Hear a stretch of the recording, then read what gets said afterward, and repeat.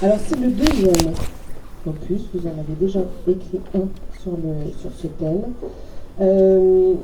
Qu'est-ce qui vous a poussé à écrire ce deuxième tome? L'éditeur. Et un énorme avaloir. Non, j'en prends pas. Mais non, l'éditeur, parce que le premier tome avait eu beaucoup de succès, grâce à vous, hein, ça avait beaucoup plu et ça avait eu son succès évident. Et donc en 2013, oulala, il y a longtemps, l'éditeur avait dit faut faire la suite. Et en fait, ça m'intéressait parce que c'était un nouveau job, un nouveau métier, mais que j'adorais, qui était d'aller dans les bibliothèques, chercher des vieux livres. Vous avez toujours été oui, passionné par l'histoire, et l'histoire politique. Ouais, c'était l'histoire politique. En fait, la genèse de ce livre était dans des chroniques que j'avais eu l'idée de faire en 2009 dans Charlie Hebdo, parce qu'à l'époque, il y avait eu une crise au journal où le directeur de l'époque avait viré Ciné. Donc ça avait fait un grand merdier dans le journal, et il y avait une page vide. Et vous qui travaillez à Psychologie Magazine, une page vide... Oh, ça n'existe pas. C'est compliqué à remplir. Ouais, c'est compliqué, ça n'existe pas de toute façon. Et donc en fait, j'avais dit à Charb, j'avais dit, mais j'ai une idée, c'est de raconter... Alors c'était un peu compliqué à lui faire comprendre que je racontais la fin de vie et puis les derniers instants, et que ça disait des choses sur les personnages dont j'allais parler. Et puis en fait, j'ai fait le premier exercice qui avait été de raconter la mort de Voltaire. Et en fait, ça avait eu un succès assez incroyable. Mais oui, parce qu'en fait, on connaît grosso modo l'histoire des personnages historiques dont vous parlez. La plupart sont de grands personnages, de grandes figures historiques. Et on a une vague idée de la manière dont ils sont morts, de leurs derniers instants, mais c'est vague. Voilà. C'est vague. Et donc, mais on ne connaît pas les circonstances précises, et souvent, ce qui est remarquable, vraiment passionnant, c'est que ces derniers instants sont très significatifs de ce qu'ils ont été et de l'époque aussi dans laquelle ils ont vécu. Voilà. Et en fait, je les replace dans le contexte médico, psycho, social, environnemental, politique. Et donc, ça fait des chroniques. Et je me souviens, celui qui a salué le premier texte, c'était Cavana, qui était arrivé en conférence de rédaction, et il y avait un escalier en collimation comme ça qui montait à la salle de rédaction. Et en fait, il avait dit qui c'est qui a fait ça? C'est qui le con qui a fait ça? C'est vachement bien. Le chat, puis dit c'est Pelou qui a fait ça. Oh putain, c'est vachement bien, pourquoi j'ai pas eu l'idée? C'est génial. J'avais le salut du vieux, donc c'était parfait. Donc voilà, et donc du coup l'éditeur a poussé pour que je fasse la suite, et après avec l'attentat j'ai un peu arrêté. Oui. Et puis en fait il y a 3 ans je me suis dit qu'il fallait le faire parce que j'avais déjà je sais pas combien de kilos de documents recueillis, et puis en fait ça fait 2 ans et demi que j'écris comme un malade ce bouquin. Ouais. Et alors, question, enfin plusieurs, hein. Une des questions qui m'intrigue, c'est la manière dont vous choisissez. Totalement au hasard. Totalement au hasard, d'accord. Il n'y a pas d'affinité. Par exemple, Van Gogh, à mon avis, il y a quand même une légère affinité. Non, mais c'est des rencontres. C'est-à-dire qu'en fait, ne cherchez pas un Da Vinci Code là-dedans. Oh, je ne cherche pas du tout. C'est juste qu'il y avait des tempos dans le livre que je voulais mettre en place, en fait. Je savais que je voulais commencer par le prophète Mahomet. Pourquoi? Parce que dans le premier tome, j'avais parlé de Jésus. Donc du coup, ce qui était intéressant, c'était de parler de ce que personne maintenant, parce que vous dites le mot islam, et d'un coup, vous faites trucider. Donc il y a un moment, ça suffit. On a le droit de parler d'islam même en étant athée. Ce n'est pas du racisme, c'est juste de la critique des religions. Voilà, c'est comme ça. Et on peut le dire de la façon dont on a envie, parce qu'on est en France et que le blasphème est permis et que Mila n'a pas tout à fait tort. Donc du coup, ça permet de mettre ça sur le texte. Au premier tome, j'avais parlé de Jésus, et en gros, c'est ça qui est étonnant, c'est que d'un coup, vous pouvez dire n'importe quoi sur Jésus, en gros, vous n'avez aucun catholique qui va arriver avec un goupillon pour essayer de vous trucider. Mais là, ce texte-là sur le prophète, il s'imposait à moi, et ça a été un boulot très sérieux, basé sur des théologiens, Historique. basé historique, etc., pour arriver à ça. C'est ça qui était intéressant. C'est ça qui est intéressant. Et d'un coup, les autres textes, bon bah, j'avais des documents sur les rois, sur François Ier, etc. Et c'était intéressant parce que d'un coup, il y a les autopsies, il y a les documents, et donc là, ça donnait quelque chose. Après, je voulais mettre plus de femmes que dans le premier, mais c'est vrai que les femmes ont souvent été écartées, ce qui fait le combat du féminisme, Oui. le combat politique. Donc d'un coup, c'était pas facile. Et il y en a une qui s'imposait à moi, c'était Marie-Antoinette. Alors évidemment, la mort de Marie-Antoinette, ça fait une ligne. Elle est morte décapitée, point barre. Là, vous avez... Mais en fait, non, c'était beaucoup plus judicieux que ça, que de rentrer dans la problématique de cette sidération, de cette déchéance, de cette humiliation jusqu'au dernier moment, et par le fait qu'elle était la reine, qu'elle était une femme, qu'elle était autrichienne. Voilà. Oui. Et tout ça a été décliné. Mm. Donc du coup, toutes ces rencontres, et puis terminer, je ne voulais pas terminer en racontant la mort de Charles, parce que on l'imagine, elle a été racontée, d'autres ont fait des livres pour les raconter, ça ne m'intéressait pas, et je ne voulais pas, parce que je sais que lui n'aurait pas voulu qu'on réduise son existence à sa mort, à l'attentat, donc j'ai raconté qui il était, ce qu'il avait fait, comment on était dans notre intimité tous les deux, parce qu'on était quand même assez fusionnels et alcooliques, et donc c'était voilà, c'était ça que je voulais raconter. Voilà. Mm. Et le travail, alors, parce qu'il y a un travail considérable là-dedans. Comment vous avez fait? Vous avez été traîné dans les bibliothèques. Oui. Vous avez fait des interviews. Ah oui, vive les bibliothèques. Là, je suis bien d'accord. C'est-à-dire que là, les si vous voulez, bibliothèques en vrai, voilà. pas Wikipédia. Voilà, non. D'ailleurs, entre parenthèses, c'est quand vous travaillez sur un auteur que vous apercevez que les pages Wikipédia, c'est Wiki moins le quart. Hein. Oui. D'accord, c'est quand même une sacrée faute. Donc d'un coup, il faut rentrer. Et Vive les documentalistes, les bibliothécaires, parce que d'un coup, c'est des gens qui comprennent les trucs. La mort de Debussy, ça, tout le monde s'en fout de Debussy. Oui, mais alors sa mort est telle que vous la décrivez. Et ça, je le dis en introduction, je rends hommage à la documentaliste qui est à la bibliothèque de la Villa Médicis à Rome, et qui un jour m'a vu travailler, se demandait ce que je fichais là, et d'un coup je discute avec elle, et elle me dit, et le surlendemain elle arrive avec un vieux livre, qui était en fait le livre où Claude Debussy, qui écrivait remarquablement bien, racontait dans un journal toute sa maladie. Donc c'est cette matière-là que je cherchais. Et donc, vive les bibliothèques et les documentalistes. Et j'ai passé un temps, le chapitre considérable, il m'a fallu 6 mois pour écrire le chapitre sur la Commune de Paris, mais je l'ai fait parce qu'il y a la Bibliothèque nationale François Mitterrand à Paris, et qu'ils ont toutes les cartes d'époque et qu'ils vous permettent de consulter les cartes d'époque. C'est ça qui est intéressant. Et un département d'histoire absolument énorme, extraordinaire à la Bibliothèque nationale. Vraiment extraordinaire. Avec un conservateur, je le dis au passage, parce qu'il est formidable. Ah, oui. Il s'appelle Frédéric Manfrin et il est absolument remarquable. Ah, oui. Voilà, petite parenthèse. Petit hommage. Donc ce travail absolument dingue. Mais comment vous avez fait, par exemple, alors il y a des chapitres incroyables, Sitting Bull, par exemple. Comment est-ce que vous avez fait pour reconstituer? Parce que, alors, la Bibliothèque nationale, je veux bien, mais Sitting Bull, vous n'avez pas dû trouver grand-chose à la Bibliothèque nationale. Oui, je m'en doute un peu. Rien. Alors là, il faut apprendre à lire l'anglais. Mais non, mais ça m'intéressait d'emmener les lectrices et les lecteurs dans d'autres cultures, en fait.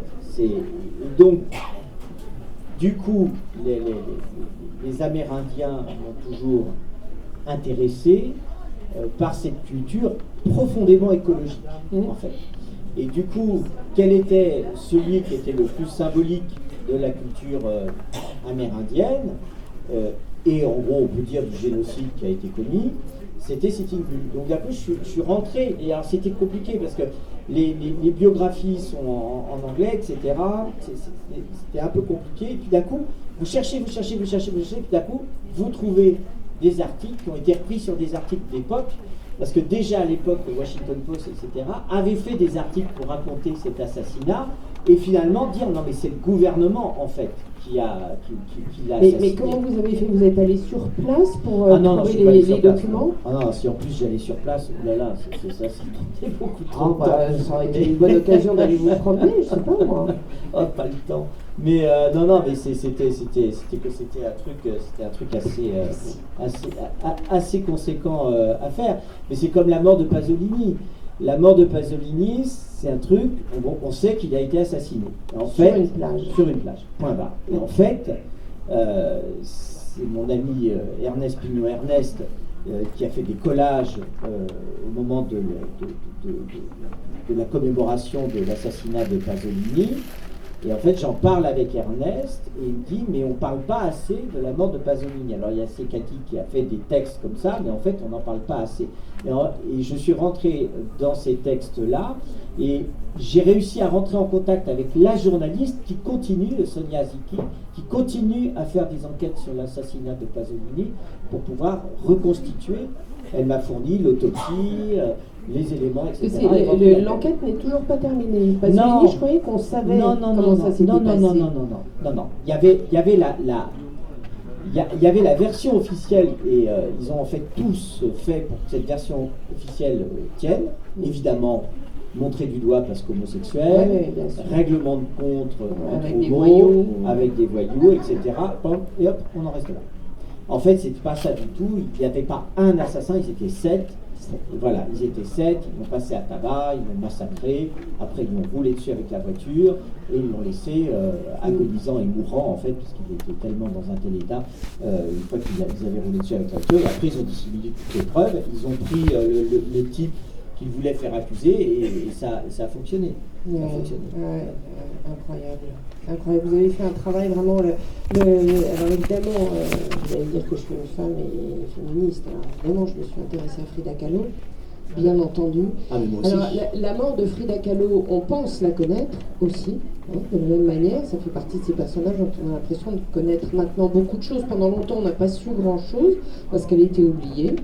Elle était laissée pour compte. Et puis, dans les années 80, il me semble me souvenir, des femmes se sont intéressées à sa biographie. Il y a eu plusieurs livres qui sont sortis et on a commencé à la reconnaître en même temps comme peintre.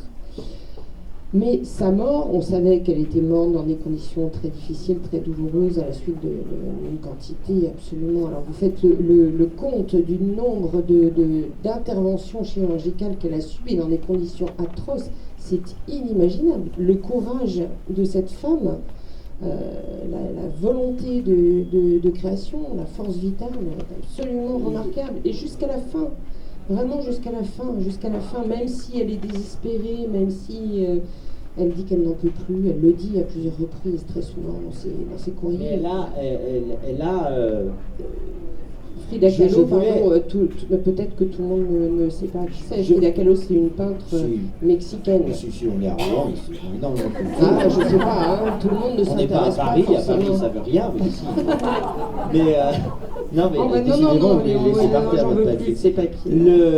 Non, mais en fait, je voulais écrire sur des peintres, parce qu'il y a deux types. Dans votre métier de journaliste, il y a deux types d'écriture de journalistes que j'admire particulièrement. C'est ceux qui font des critiques de théâtre et ceux qui font des critiques de peinture. Parce que ceux qui parlent des livres, non. Non, mais c'est sur vraiment ces écritures-là, parce que réussir à mettre sur le papier ce qu'on voit au théâtre et ce qu'on voit sur une peinture, c'est vachement difficile. Donc je voulais faire cet exercice. Et d'un coup, j'avais vu des toiles de Frida Kahlo et je m'étais posé des questions. Je me disais, c'est marrant parce que le dénominateur commun de ces toiles, c'est quand même la description physiopathologique de ses souffrances. Et en fait, je suis rentré dans le personnage pour découvrir qu'à 19 ans, en fait, la révolution mexicaine repère, donc qui va quand même dans le sens des revendications féministes, dit il n'y a pas de raison que les femmes n'aillent pas à l'école, et Frida Kahlo est l'une des premières à qui ils disent tu feras des études de médecine, parce qu'elle veut faire des études de médecine. Et elle part pour son premier cours d'études de médecine, et il y a l'accident de bus. Et l'accident de bus qui va en fait compliquer, d'abord elle s'en sort d'une manière absolument miraculeuse, elle s'en sort, mais ça complique toutes les conséquences de la poliomyélite qu'elle avait eu avec la déformation du rachis. Et en fait, toute sa vie, elle souffre. Et en même temps, c'est une leçon de courage, ça revient sur le titre du livre, parce que Frida Kahlo, en fait, elle peint de manière autodidacte. C'est-à-dire que, voilà, et c'est ça qui est formidable avec le monde de la peinture, c'est que, voilà, vous faites vos toiles, vous les trouvez belles, et bien quelque part, elles sont magnifiques. Et Frida Kahlo, elle est autodidacte. Son père lui fait un chevalet où elle peut peindre en étant allongée sur son lit, et elle peint comme ça, et elle peint en fait, c'est des autoportraits meurtris par la souffrance et la douleur, et comme elle va avoir un succès miroir fou, elle a un miroir, elle peint, voilà, et en fait, comme elle a du succès, ça amène de plus en plus d'analyses et de médecins, et elle essaye de guérir, donc elle va voir des médecins qui aiment ses œuvres aux États-Unis, elle voyage beaucoup, etc., elle essaye d'avoir sa vie, mais c'est une souffrance permanente.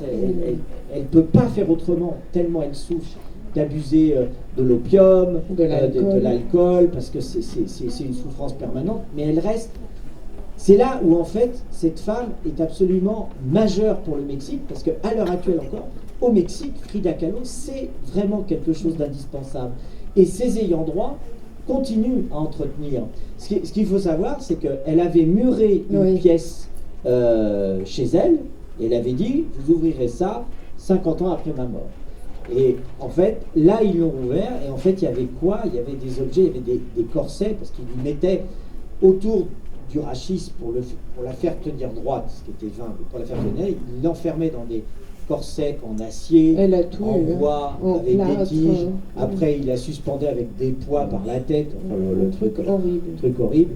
Et ce qu'il y a de fou, c'est qu'elle a voulu être incinérée parce qu'elle a dit, vous n'allez pas me laisser toute l'éternité allongée sur le dos, j'ai tellement souffert toute ma vie. Donc elle a dit, vous m'incinérez, et elle est toujours dans la Maison Bleue, qui est la maison que son père avait, et qu'elle a gardée, et c'est devenu vraiment le lieu le plus visité au Mexique. Au Mexique, en fait. Ouais, mais c'est vraiment, c'est tout à fait extraordinaire. Et la fin de sa vie est absolument à l'image de tout ce qu'elle a traversé. Un caractère, une personnalité d'une force absolument. Enfin, déjà pour résister à Diego Rivera, il fallait avoir du caractère, mais là, non, c'est vraiment remarquable. La mort de Billie Holiday aussi est vraiment. Mais Billie Holiday, je parle des femmes, voilà. Pardonnez-moi, mais c'est vrai qu'on va leur rendre un peu hommage. Et Billie Holiday, je voulais faire un texte sur une chanteuse, et en fait, qui de mieux que Billie Holiday, on est à la FNAC dans un lieu majeur de la culture, où il y a forcément un rayon de jazz et il y a forcément des disques de Billie Holiday. Mais on ne peut pas réduire Billie Holiday juste à dire c'était une grande chanteuse. Parce que c'est nier, il faut comprendre, pas culpabiliser, parce qu'on n'était pas nés tout ce temps qu'on est là, mais c'est une époque où d'un coup il y avait la ségrégation. D'accord ? Il y avait le racisme, il y avait les lois anti-noirs. C'est-à-dire que vous aviez des gens qui adoraient le jazz, qui disaient on va écouter Billie Holiday, et Billie Holiday, pour rentrer dans la boîte de jazz, elle avait sa porte, elle avait son casier, elle ne pouvait pas aller aux toilettes comme tout le monde. D'accord ? Et alors, il y a des fulgurances, parce que comme elle chantait remarquablement, vous aviez des gens de talent à l'époque, dont par exemple Frank Sinatra, Dean Martin, etc., qui savaient, donc, il la protégeait du bout des doigts, on va dire. C'était très lointain, mais quelque part, elle était reconnue et protégée.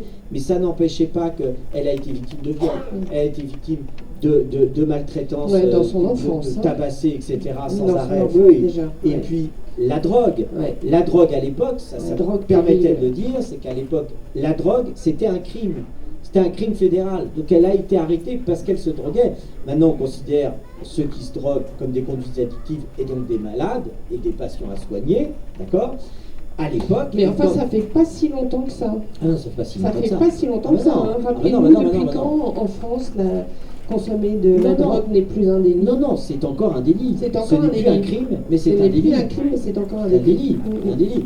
Moi, je suis pour la légalisation, dépénalisation du cannabis. On ne va pas ouvrir ce débat ce soir. Non, mais au passage, c'est bien de rappeler que c'est pas si lointain. Et je fume pas. Hein.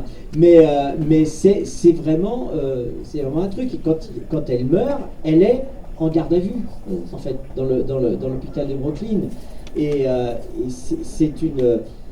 c'est vraiment, c'est tellement l'Amérique. En fait, c'est marrant parce qu'on idéalise ce pays sans arrêt, mais c'est un pays qui s'est fait en bafouant les droits de l'homme. Si vous prenez l'assassinat politique de Sitting Bull ou comment il traite Frida Kahlo à travers le racisme et le droit des femmes, c'est quand même un pays qui maintenant veut donner des leçons au monde entier. Il y a quand même un travail d'histoire qui pourrait se faire un petit peu.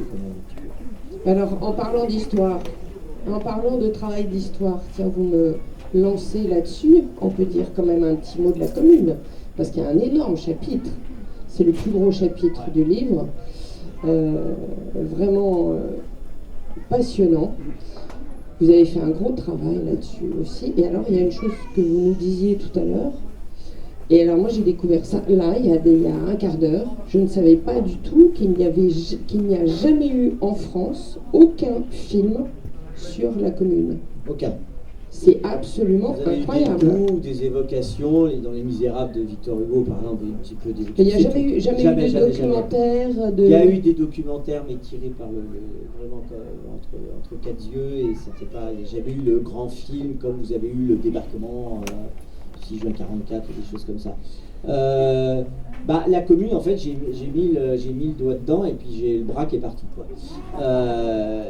C'est-à-dire qu'en fait... je voulais, comme j'avais fait pour le premier opus, j'avais voulu faire des grandes séries de morts et d'acharnement contre l'humanité. Donc j'avais fait le 6 juin 44, justement, j'avais fait Waterloo, etc. Ce qui me permettait d'entraîner le lecteur dans une réflexion qui était, ouais, d'accord, c'est bien beau, mais le 6 juin 44, c'est pas un film hollywoodien, en fait. C'est des jeunes qui ont 19 ans de moyenne d'âge et qui sont massacrés en moins d'une demi-heure. Donc c'était replacer ça. C'était pas dire Waterloo, c'est pas des doubles rideaux rouges et des doubles rideaux bleus qui s'affrontent sur un terrain de jeu. C'est pas du tout ça. C'est des milliers de soldats qui sont trucidés dans des conditions. Et en fait, je cherchais. Donc d'un coup, quand je suis rentré dans la commune, je me suis dit d'abord comment prendre ce truc-là, parce que c'est un épisode politique de guerre civile en France, qui est pas beaucoup enseigné, c'est-à-dire dans les livres d'histoire, ça fait toujours un petit paragraphe comme ça, puis tout le monde se dit, attends, les Prussiens, ils étaient en France, ouais, d'accord, alors qui étaient les Versaillais, les gens de Versailles, alors c'est pas ça, c'est compliqué, les communards, alors qui c'est les communards, donc c'était très compliqué ce mouvement de rébellion et de révolution sociale qui apportait beaucoup. Et en fait, ce que j'ai choisi de faire, ça a été de décrire la commune à travers les hôpitaux de Paris, en fait. Et ça porte un regard. Mais ça aurait presque valu un livre entier à soi tout seul. Vous allez peut-être l'écrire un jour ou l'autre. Peut-être, mais c'est déjà, d'écrire ça, c'était long. Mais vous avez déjà le début, mais qu'à continuer. C'est mais qu'est-ce que je fais là? Qu'est-ce que vous faites? La tête à ma Allez au boulot. Le travail, c'est facile. Et donc, du coup, ça m'a entraîné parce qu'à travers ces textes, en fait, j'ai vu des personnages, bien sûr Louise Michel, et puis des personnages totalement inconnus qui ont disparu de la conscience collective, et puis surtout l'importance de la commune. La commune, ce sont les racines de la loi sur la laïcité de 1905, ce sont les racines du droit des femmes, ce sont les premières racines de loi de santé publique, parce que évidemment Thiers et les Versaillais qui ont massacré les gens de la commune passaient leur temps à dire que c'était des alcooliques, que c'était des gens qui ne voulaient rien faire, etc. En fait, c'est pas ça. Il y avait une construction politique de la commune qui était importante, puisqu'ils ont fait les premières lois pour la répression de l'alcoolisme dans la rue et d'encadrer, parce qu'ils trouvaient que c'était une injustice, la prostitution. Donc c'est vraiment une avancée politique, mais qui s'est terminée dans un bain de sang incroyable. Et je pense que le pays, c'est ce que je vous disais avant de commencer, les conséquences de la commune vont se loger sur des faits qui sont très contemporains. Le préfet de police de Paris à l'heure actuelle ne veut plus que la police à Paris fasse de la lutte contre la malveillance, le code de la route, etc. Il dit que les policiers à Paris sont là pour éviter les attentats et les manifestations. Bon, du coup, vous avez une flambée à Paris de 73% de violence à la personne. Bon, donc Anne Hidalgo est pas contente. Donc Anne Hidalgo, elle dit, moi, je vais faire une police municipale. Castaner dit, oui, d'accord. Il ne comprend pas trop l'histoire, donc il dit, oui, oui, très bien. Voilà, ils font ça. Qui bloque? Le Sénat. Pourquoi? Parce que depuis la Commune de Paris, il ne faut pas que Paris ait une troupe armée. Parce que ça fait peur, et c'est pour ça que Paris est le seul département en France à avoir un préfet de police. Vous n'avez pas ça dans votre département, non, ni dans votre région. Non, c'est la seule ville de France où ça existe, voilà. Préfet de police. Voilà. Ah oui, absolument. Mais c'est vraiment absolument extraordinaire de voir à quel point j'allais dire le traumatisme, en tout cas le souvenir traumatique, on va dire, de la Commune de Paris perdure jusqu'à aujourd'hui. C'est extraordinaire. C'est pire que ce que vous croyez. Parce que dans le bouquin, je découvre un directeur de l'hôpital de l'assistance. La commune, c'est quand même 1871, ouais. C'est pas hier. Et le directeur, au début de la commune, s'appelle Voring, et Voring, en fait, quand la Commune de Paris commence, il pense à sa carrière, et il dit, moi je vais partir avec Thiers, je vais partir à Versailles. Donc il prend une calèche, il quitte le siège de l'assistance publique, qui est devant l'hôtel de ville, et il se barre avec les 40 000 francs or qui étaient dans le coffre de l'assistance publique, qui était pour les personnes déshéritées. Évidemment, vous avez un directeur adjoint qui s'appelle Camille Treillard, qui dit « c'est pas normal qu'on abandonne les hôpitaux de Paris, donc moi, je vais prendre la tête des hôpitaux de Paris ». Et il va voir de l'autre côté, à l'hôtel de ville, il va voir les communards, puis il leur dit « écoutez les gars, moi je suis là, je prends la tête de l'assistance publique, si vous êtes d'accord, on applique les lois que veut la commune, etc., notamment sur le fait qu'il ne fallait plus de religieux dans les hôpitaux. Ça, il leur explique qu'ils déconnent, parce que si on enlève les sœurs, les congrégations religieuses des hôpitaux, on ne soigne plus, donc on les garde. Les sœurs sont plutôt cool, elles disent bon, on planque les crucifix, tout ça, on met des écharpes rouges, et puis en gros ça s'arrange comme ça. Le truc s'arrange comme ça, et puis ça soigne. Et Camille Treillard dit au communard, il dit je vous préviens, moi je suis directeur d'assistance publique, on soigne tout le monde, et vous rentrez pas. Et les gars respectent ça. Il y a un épisode intéressant. L'Hôtel Dieu de l'époque n'est pas l'Hôtel Dieu actuel. C'est un Hôtel Dieu qui est juste en face, qui a été rasé, qui n'était pas un grand hôpital. Hein. Ça faisait 3 étages, c'était une espèce de bâtisse bourgeoise. D'accord. Et puis un soir, tu as des communards qui disent on va foutre le feu à Notre-Dame. D'accord. Qui mettent des barils de pétrole, ils commencent à foutre le feu. Et en fait, c'est l'assistance publique avec des communards qui gardaient l'Hôtel Dieu qui sont allés éteindre le feu. 1871, on a réussi à éteindre le feu de Notre-Dame. Comme quoi, bravo. Ouais, mais ça avait volé en bas, pas en haut. Ah bah tiens, voilà. Bon, bref, ils réussissent ça, et Camille Treillard tient le truc, en fait. Jusqu'au jour où il y a les exactions et la semaine sanglante, et en fait, Camille Treillard est assassiné. Il est fusillé, il est pris pour un communard, il est fusillé. Et en fait, il y a un an, je vais voir le directeur général d'assistance publique, et puis quand vous rentrez pour voir Martin Hirsch, vous avez un grand couloir comme ça, avec la galerie de tous les portraits des directeurs généraux. Et je vois Voring. Et je dis, ah bah tiens, il y a Voring, et il est où Camille Treillard? Donc je rentre, et je devais parler à Martin Hirsch de la crise des hôpitaux, les urgences, etc. Et puis on a passé une demi-heure à parler de Camille Treillard. Ah bah bravo. Ah oui. Et donc il me dit, bon, vous avez raison, mais on va quand même faire des recherches. Donc les recherches mettent 9 mois. Et puis il y a une nana qui s'occupe des archives de l'assistance publique qui dit oui, en effet, on a retrouvé des jetons appartenant à Camille Treillard qui prouvent qu'il était bien directeur pendant cette période, etc. Donc je dis à Martin Hirsch, je dis bah alors, on met un portrait ou ne serait-ce qu'une petite plaque à côté en disant oui, mais il y a Camille Treillard.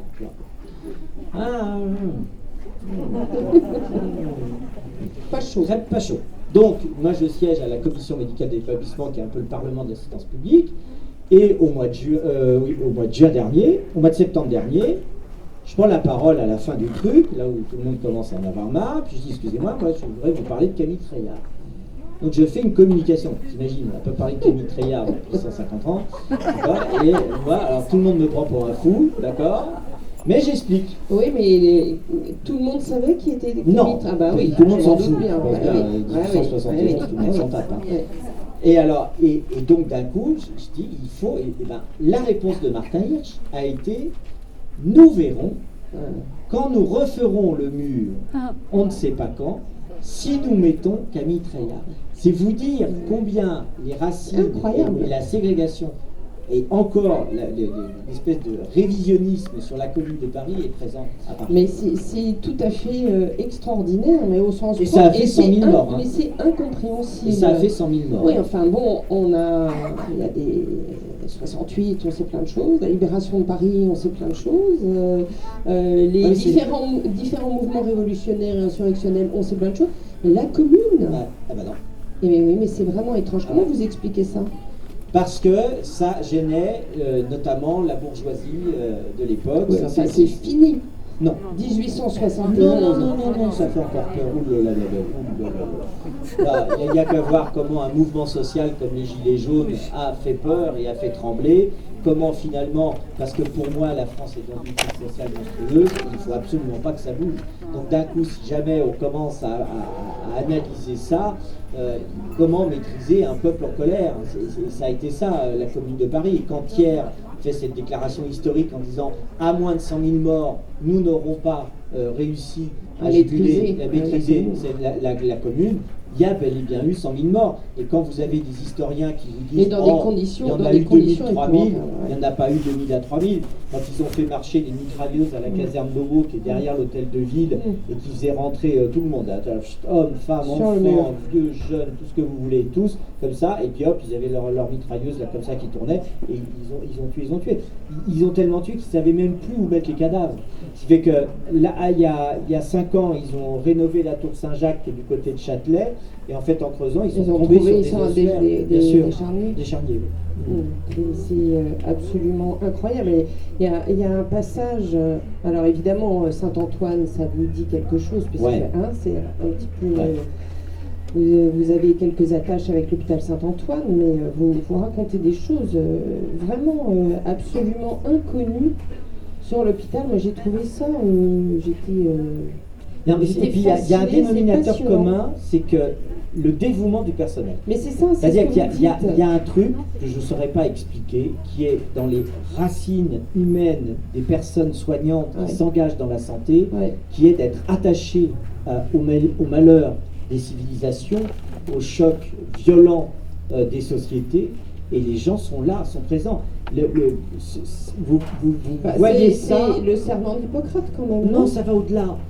Non, c'est un serment souvent d'hypocrite, mais on est d'accord. Mais ça va au-delà. Ça va au-delà. Parce qu'en fait, c'est quelque chose que vous retrouvez à la libération de Paris, où en fait, les infirmières sortent pour aller chercher les blessés, et à l'hôtel, déjà à l'hôtel Dieu, parce que c'est en face de la préfecture de police de Paris, on soigne tout le monde, mais on discerne bien, on met les Allemands d'un côté, les résistants d'autre, mais on soigne tout le monde. Et en fait, c'est une noblesse, je pense. D'ailleurs, les soignants, quels qu'ils soient, soignants, agents hospitaliers, infirmières de bloc, médecins, en fait, il y a une noblesse humaniste là-dedans. Mais oui, alors je reviens à l'hôpital Saint-Antoine parce que ça m'a vraiment tellement marqué ce que vous dites de la manière dont justement les blessés, alors que Thiers est en train de rentrer dans Paris, la façon dont les blessés sont accueillis, soignés dans des conditions mais inimaginables. Ah oui. Alors c'est ce qu'on appelait à l'époque, c'est resté encore le service porte, c'est-à-dire les portes de l'hôpital. Donc en gros, les médecins savaient à peu près trier. Ce triage venait de la culture militaire et de la gestion par les chirurgiens de l'armée. Donc d'un coup, ils savaient en gros les plaies hémorragiques suffocantes du poumon, ils mouraient. Voilà. Mais ils savaient que la plaie qui était un peu dans des cadrans un peu externes de l'abdomen, on pouvait la sauver. Donc, ils avaient des pansements avec de l'étoupe. C'était le début où ils savaient qu'en gros l'alcool iodé, ces trucs-là, c'était mieux que de l'eau et du savon, et donc ils savaient soigner. Mais ça a été, ils ont été très vaillants, et quand d'un coup les Versaillais sont allés chercher des communards dans les hôpitaux pour les fusiller, c'était des sœurs des congrégations religieuses qui essayaient de s'y De opposer. s'opposer. Et du coup, Et qui ont été exécutés. bien sûr. Ah oui. Ben, les Versaillais ont tué tout le monde. Ah oui, oui. Faut jamais aller à Versailles. Et, Faites gaffe. et pas seulement au mur des fédérés. D'ailleurs, au passage, quand même, je signale qu'il y a quand même tous les ans, encore maintenant, un petit reste quand même de souvenirs de la commune, puisque tous les ans au mur des fédérés, il y a une cérémonie du souvenir. Quand même, il faut le noter. La commune n'a pas totalement disparu de la mémoire collective. C'est des militants qui sont souvent dans la fameuse association des amis de la commune, qui regroupe des communistes, des socialistes, etc., et qui essayent de faire vivre en effet ce souvenir. Et je crois que c'est important. C'est pour ça que ça m'amusait de faire un chapitre là-dessus pour ne pas oublier. Bon, vous voyez ce qu'il vous reste à faire. La commande est passée, je vais téléphoner à votre éditeur. D'accord. Ok. Alors, avant de terminer, parce qu'il faut laisser un peu de temps pour les questions, parce que je suis sûre qu'il va y en avoir plein. Bien sûr. Un mot quand même sur Van Gogh, parce que ce chapitre-là, il est vraiment bouleversant. Il est bouleversant parce que vous rentrez véritablement dans la souffrance psychique terrible de Van Gogh, qui l'a mené directement au suicide. Et je savais qu'il avait fait une tentative de suicide préalable. Je ne savais pas qu'il y en avait eu autant. Il y a eu plusieurs tentatives de suicide. Et en fait, vous établissez un diagnostic de l'état psychique de Van Gogh. Hein, vous émettez des hypothèses, mais c'est là aussi un chapitre absolument. Alors autant l'histoire de la commune, c'est historiquement passionnant, humainement passionnant. Celle de Van Gogh, c'est vraiment c'est poignant. C'est vraiment poignant. Merci. C'était pas facile à écrire parce qu'écrire sur un peintre c'est très compliqué, ce que je vous disais tout à l'heure. Donc d'un coup je savais pas trop si c'était possible. J'ai bien aimé le titre du chapitre, le noir du jaune. Ouais, parce que pour Van Gogh, la couleur numéro 1 et absolue, c'est le jaune. Voilà. Et en fait, ça cache, c'est pour ça que j'ai mis les deux, parce que ça cachait la noirceur. Mais Van Gogh, il y a eu plein de théories psychanalytiques et de psychiatres sur Van Gogh et sur le fait qu'il était bipolaire. Ça ne se soignait pas du tout à l'époque. À l'époque, Freud, il est en culotte courte. Freud, il n'a pas tellement soigné la bipolarité. Non, c'était pas son truc. Non, mais la psychiatrie n'existait pas du tout. Oui. Il y avait les asiles. Voilà, on enfermait, on les laissait s'entretuer et on les torturait. Pinel était passé par là. On les torturait, on les tabassait, on les mettait dans des bassines, on les mettait dans des bains d'eau glacée ou d'eau chaude, on les brûlait. Et après, quand l'électricité a commencé à arriver, on les électrocutait. On les enfermait. Voilà. Dans les cachots. C'est absolument... Mais ça, je fais une parenthèse, ça a duré assez tard. Oui. Parce que, si je puis me permettre 2 secondes, Boris Cyrulnik, que je connais bien, raconte que quand il est arrivé jeune interne, je ne sais plus dans quelle ville du Sud, eh bien, il a trouvé des malades qui étaient encore dans des salles communes sur de la paille. Oui. Et ça, c'était en 1950, par là. Mais, et puis, on peut parler de Camille Claudel et de l'abandon dont elle a été victime. Et c'est mais en 5 ans, c'est dingue. Bien sûr, mais ça existait encore. Et c'est pour ça que les lois d'humanisation et les théories psychanalytiques et les mouvements de psychanalystes ont conduit des réformes qui étaient nécessaires sur la place de la folie dans notre société.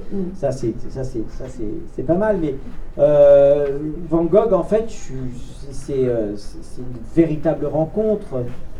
C'est quelqu'un qui... c'est le début, en fait, de l'art-thérapie, en gros. C'est-à-dire qu'il peint, il aime dire qu'il peint comme une locomotive. Et c'est vrai qu'il peint 20 à 60 toiles en même temps.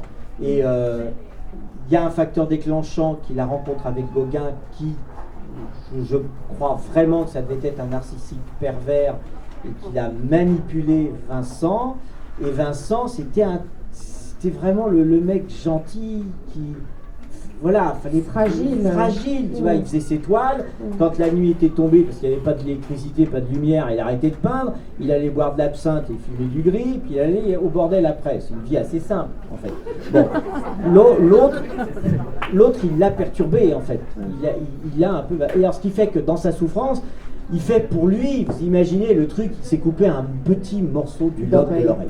Donc ça saigne un petit peu. Et alors, il le coupe comme ça, il se sent tellement coupable qu'il le met dans un petit linge et il va le porter à sa pute préférée au bordel d'Arles.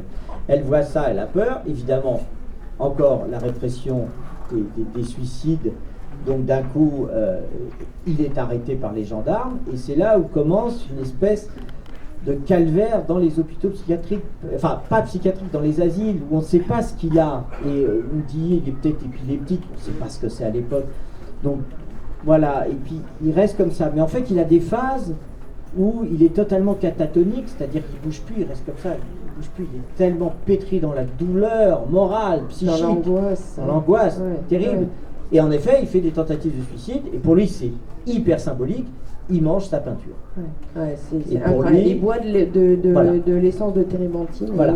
Il mange des tubes de peinture. Incroyable. Il ne dort pas avec, hein, évidemment, mais c'est vraiment significatif. Et en fait, la souffrance suraiguë, parce qu'en fait, l'évolution de la bipolarité, c'est comme ça. Et puis d'un coup, généralement, on dit que les gens se suicident quand ils commencent à aller mieux, parce qu'ils sont sur un pic où ils se sentent un peu forts, et c'est là où la maladie les emporte, et clac, le suicide arrive de façon, à l'époque, inéluctable.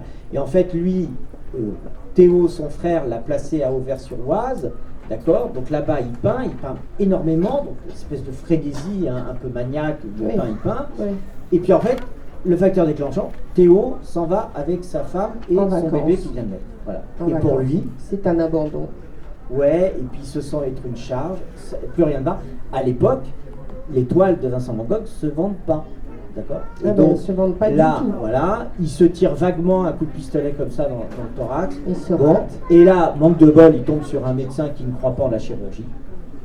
Qui donc, au lieu de le mettre dans un fiacre et puis de l'envoyer à Paris aux Invalides, où il y aurait eu un médecin militaire, il l'aurait immédiatement pris en charge et opéré et peut-être sauvé. Il l'aurait cautérisé comme il disait à l'époque, hein, après vous enlevez la cartouche, il brûlait un peu, il se débrouillait. Là, il est mort dans son lit. Et mais ça quelques mois après, ces toiles commençaient à valoir des millions. Voilà. Non, c'est terrible. Et il est enterré avec son frère. Ouais, et pour la petite histoire, vous avez un nombre de gens, parce que j'étais allé sur sa tombe, et en fait, il y avait le responsable du musée qui nous racontait qu'en fait, il y a un nombre de peintres à travers le monde, notamment des pays asiatiques, qui veulent que leur cendre soit mise sur la tombe. Donc en gros, ça ferait actuellement, s'ils avaient tout laissé, ça ferait vraiment une montagne. Donc ils sont obligés régulièrement, ils laissent les gens déverser, puis après ils déblaient parce que puis ils ont laissé pousser du lierre dessus parce que c'était pas possible, quoi. Voilà. Eh bien merci beaucoup. Merci.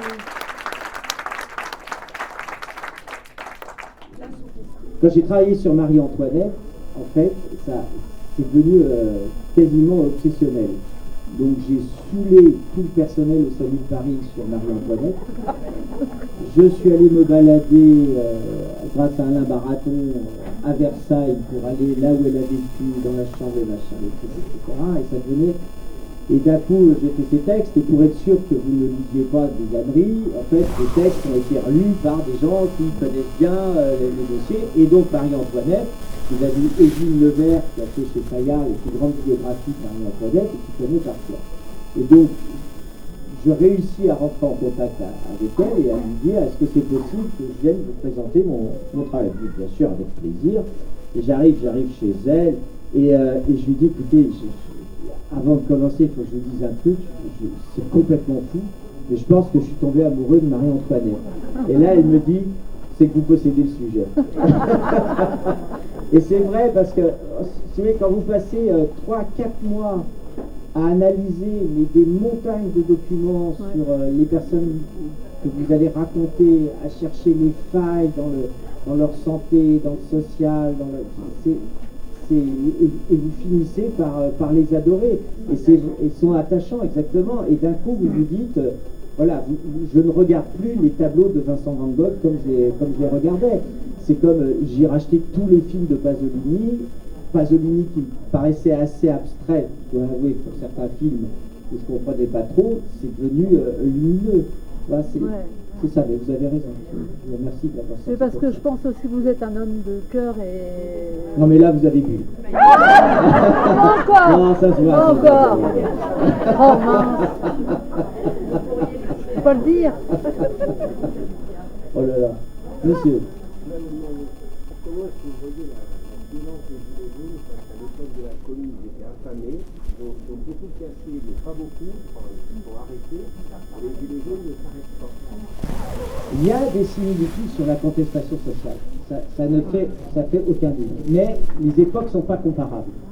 Et d'autres, vous voyez, c'est pas comparable. Mais sur le fond de la contestation sociale, sur la crainte, parce que la crainte de la commune, c'est qu'on enlève la souveraineté de la France. Ça, les Gilets jaunes, ils ne peuvent pas dire qu'on allait enlever la souveraineté de la France. C'était pas du tout les mêmes sujets, en fait. Hein, c'est ça. Mais sur la forme de contestation sociale et des revendications sociales, il y a un fond, il y a un truc. Ouais. À ce propos, toujours sur ce Monsieur, thème, oui. vous avez parlé du traumatisme de la commune et du fait que la bourgeoisie ou ses représentants ont toujours peur de la commune, ont toujours peur d'un renouveau des barricades depuis 1830, peur du peuple en gros. Or, il me semble qu'il n'y a plus de danger, parce qu'à Paris, il y a eu un nettoyage social, comme on dit nettoyage ethnique. Et s'il y avait une révolte, elle n'aurait pas le peuple de Paris. D'ailleurs, il n'y en a pas. C'est pas sûr. Les Gilets jaunes viennent de province. Alors oui, mais c'est pas sûr, parce que vous avez des quartiers. Ouais, mais vous avez encore des quartiers très populaires. D'accord, et c'est pour ça, et c'est vrai, par exemple, qu'il y a des quartiers, notamment le 9e, où le logement social est quasiment absent. Donc ça, c'est là où je rejoins. Mais il y a des quartiers qui restent éminemment populaires. Ouais, tout en haut, bien sûr. Et ils sont groupés. Mais l'autre révolte qui avait inquiété, c'était mai 68, où les barricades sont sorties. Et en fait, vous savez forcément cette anecdote, c'est-à-dire qu'une fois que mai 68 s'est calmé, la première chose qui a été demandée par le gouvernement avait été de bitumer les pavés. Et quand ils font Jussieu, parce que Jussieu est en construction, l'espèce de grande tour qui est au milieu ne devait pas exister. Mais ils ne voulaient pas que les étudiants puissent se réunir sur une grande esplanade. Donc ils ont construit la tour du milieu pour empêcher qu'ils se réunissent. Donc ça rejoint des espèces de crainte permanente. Madame ?